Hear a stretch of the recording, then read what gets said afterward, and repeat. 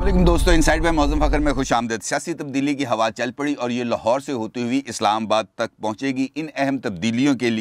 लिए तैयारियों का सिलसिला न सिर्फ शुरू हो चुका है बल्कि दो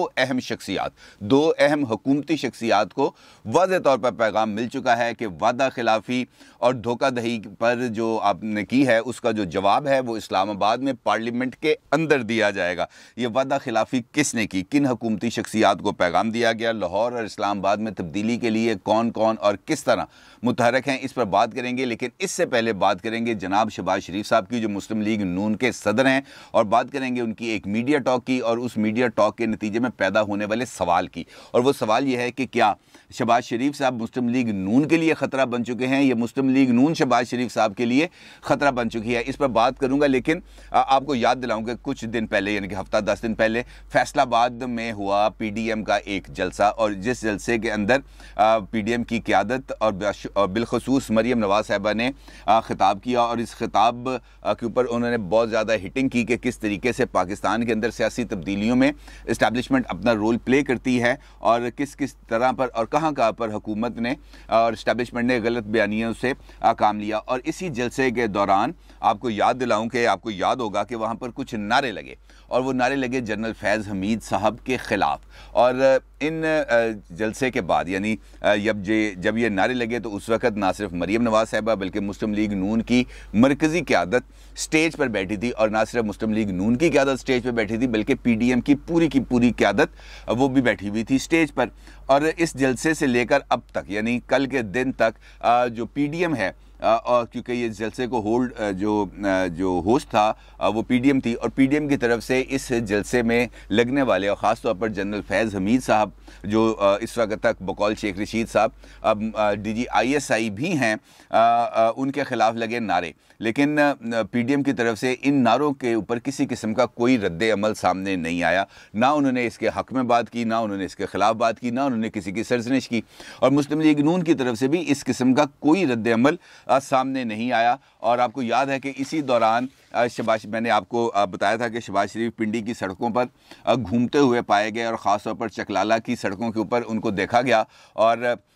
जो ज़राए हैं वो ये बताते हैं कि उनकी इस्लामाबाद में किसी अहम शख्सियत से मुलाकात हुई थी। अब जो उनके मीडिया पर आके उन्होंने जो ऑन कैमरा जो स्टेटमेंट दी है, उस स्टेटमेंट में उन्होंने बिल्कुल इजहार लाताल्लुकी किया है PDM के प्लेटफॉर्म से जनरल फैज़ हमीद साहब के ख़िलाफ़ लगने वाले नारों से। उनका ये कहना था कि मैं हाशा वकल्ला ये कहता हूँ कि मुस्लिम लीग नून के किसी वर्कर, किसी ओहदेदार का जनरल साहब के ख़िलाफ़ लगने वाले नारों से कोई ताल्लुक़ नहीं है, और ना ही हमने किसी को कहा कि वो नारे लगाएं और ना ही हमारे कहने पे नारे लगे, और जिन्होंने नारे लगाए उनका भी मुस्लिम लीग नून के साथ दूर दूर तक कोई ताल्लुक़ नहीं है। शहबाज शरीफ साहब का ये कहना था कि अवामी जलसों में इदारों के सरबराहान के ख़िलाफ़ नारे लगाना कौमी मुफाद के ख़िलाफ़ है। और शहबाज शरीफ साहब के इस बयान के सामने आने के बाद ये सवाल पैदा होता है कि शहबाज शरीफ साहब आखिर चाहते क्या हैं, क्योंकि वो यकीनी तौर पर मुस्लिम लीग नून के इस वक्त सदर भी हैं और लीडर ऑफ द अपोजिशन भी हैं, मुफाहमत के वो अलमबरदार भी हैं, और उनके साथ उनके जो पार्लियामेंट के अंदर एक सीनियर मुस्लिम लीगी रहनुमाओं का एक ग्रुप भी है, और उस ग्रुप की भी जो सोच है वो शहबाज शरीफ साहब से मिलती जुलती है, इसके अंदर कोई दो राय नहीं है। लेकिन मुस्लिम लीग नून की अक्सरियत, मुस्लिम लीग नून की लीडरशिप, मुस्लिम लीग नून के रहबर यानी मियां नवाज़ शरीफ साहब, उनकी साहबजादी मरीम नवाज़ साहिबा,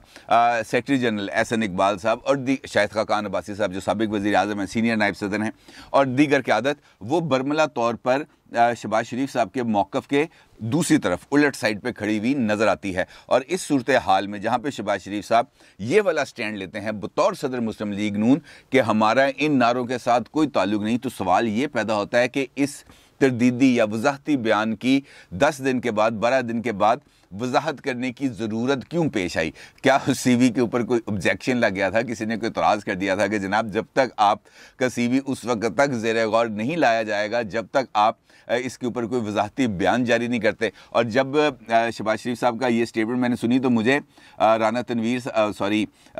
जावेद लतीफ़ साहब का वो स्टेटमेंट याद आ गई जो उन्होंने समा TV को दी थी, जहाँ पर उनका ये कहना था कि जनाब जब जब मुस्लिम लीग नून आगे चलती है तो इस्टेब्लिशमेंट की तरफ से जो असाइनमेंट पर मुस्लिम लीग नून के अंदर मौजूद लोग हैं वो ना सिर्फ सामने आते हैं बल्कि मुस्लिम लीग नून के जो मौक़िफ़ है, जो बयानिया है, उसको कंफ्यूज करने की कोशिश करते हैं और जिसके नतीजे में मुस्लिम लीग नून एक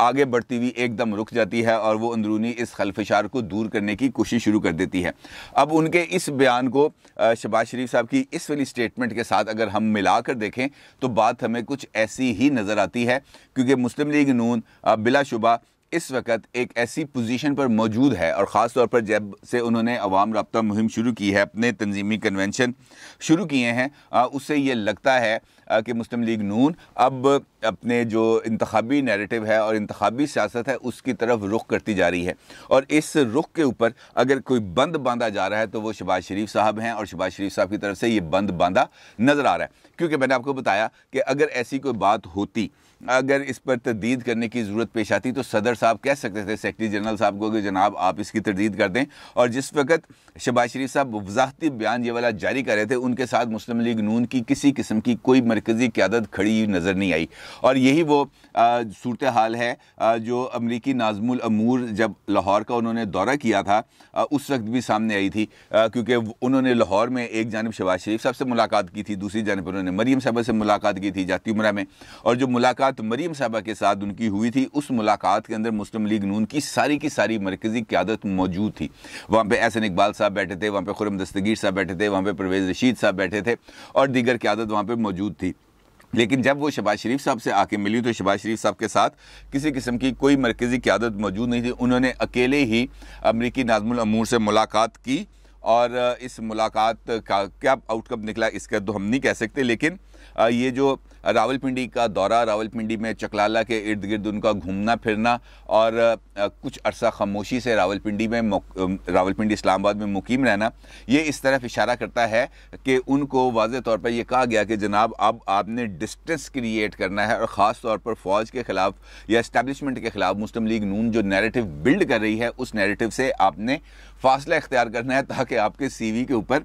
गौर किया जा सके, उसको कंसिडर किया जा सके फ्यूचर के किसी सेटअप के लिए। शहबाज शरीफ साहब ने यहाँ पर बात की और शहबाज शरीफ साहब का ये कहना था कि इमरान खान साहब की वजह से पाकिस्तान इस वक्त शदीद दबाव का शिकार है, महंगाई ने अवाम का जीना दूभर कर दिया है और लोग तंग आ चुके हैं, लोग फाका कशी पर मजबूर हैं, हुकूमत के जाने का वक्त आ चुका है, हुकूमत हमारा काफ़िला निकल चुका है, हुकूमत को अब हम बेनकाब करेंगे। उनका ये कहना था कि हुकूमत का 1 मिनट भी इक़्तिदार में रहना इस मुल्क के लिए अब किसी तौर पर काबिल कबूल नहीं। यानी ये वही सूरत हाल है जिसका मैंने गुफ्तगू के आगाज़ में आपके साथ ज़िक्र किया था कि जो तब्दीली की हवा है उसने अपने सफ़र का आगाज़ कर दिया। सफ़र का आगाज़ किया उन्होंने बलूचिस्तान से और बलूचिस्तान के अंदर जो तब्दीली का अमल है वो अब आगे बढ़ चुका है। यानी जाम कमाल साहब के साथ हाथ हुआ और जाम कमाल साहब का जो इस्तीफ़ा है वो गवर्नर बलूचिस्तान ज़हूर आगा तक पहुंचा और उन्होंने उसके ऊपर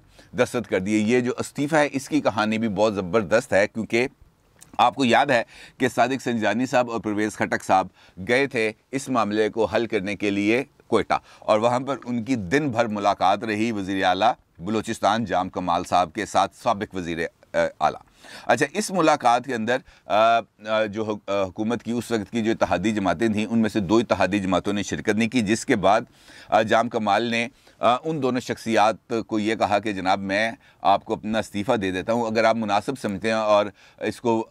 गौर करेंगे तो आप इसको अब भेज सकते हैं गवर्नर बलूचिस्तान के पास। लेकिन जब ये इस्तीफ़े की खबर मीडिया पर आई तो जाम कमाल साहब के ट्विटर अकाउंट पर ऑफिशियली इस बात का इनकार किया गया कि मेरी तरफ से कोई इस्तीफ़ा पेश नहीं किया गया। ना सिर्फ जाम कमाल साहब की तरफ से ये तरदीदी बयान सामने आया बल्कि तर्जुमान बलूचिस्तान हुकूमत लियाकत शहबानी साहब की तरफ से भी ये बयान सामने आया कि जाम कमाल साहब ही वज़ीर आला हैं। लेकिन कल जो पेशरफ्त ये हुई कि अचानक वही इस्तीफ़ा जिसका जिक्र मैंने आपसे किया वो जाता है गवर्नर बलूचिस्तान के पास, ज़हूर आगा साहब के पास, और ज़हूर आगा साहब उसको ना सिर्फ फौरी तौर पर एक्सेप्ट करते हैं बल्कि उनकी एक्सेप्टेंस के साथ ही जो सूबाई काबीना है वो भी तहलील हो जाती है और उसके ऊपर वही तारीख होती है जो तारीख के ऊपर ये वाली खबरें चल रही थी कि जाम कमाल साहब ने इस्तीफ़ा दे दिया। अब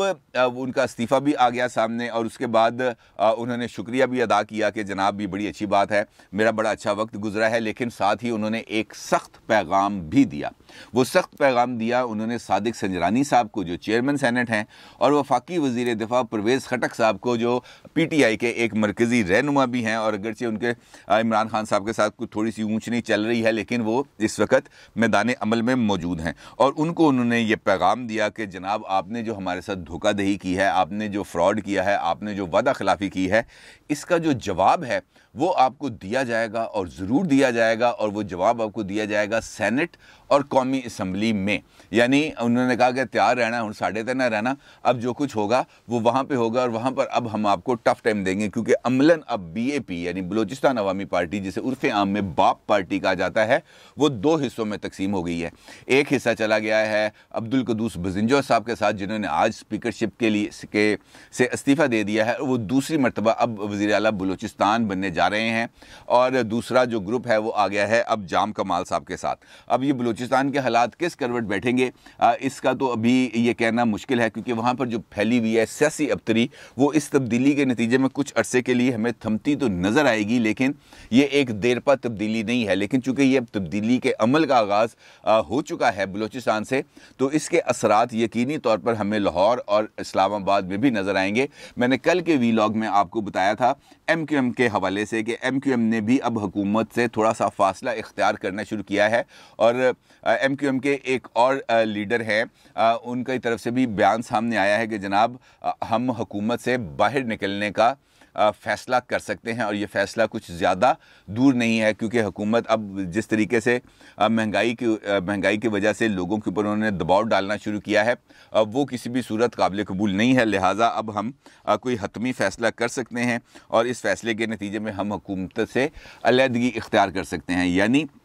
जो अब सूरत हाल बन रही है उस सूरत हाल में हुकूमत के लिए मुस्तकबिल के अंदर बहुत ज़्यादा तब्दीलियाँ होती हुई नज़र आ रही हैं, और इन्हीं तब्दीलियों का एक और मामला है, वो है जो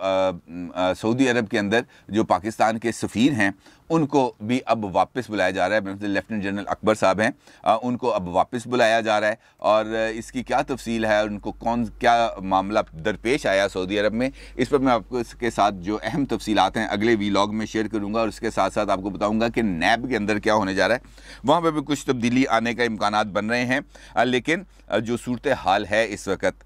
वो ये है कि जो हाथ हुआ जाम कमाल साहब के साथ, जो बलूचिस्तान में आने वाली तब्दीलियाँ हैं, और वो जो धमकी है जो जाम कमाल साहब की तरफ से परवेज़ खटक और सादिक संजरानी साहब को दी गई है, इसके असरात यकीनी तौर पर सामने आएंगे। और चूँकि जो कैफियत है इस वक्त इस्लामाबाद में, जो वहाँ पर एक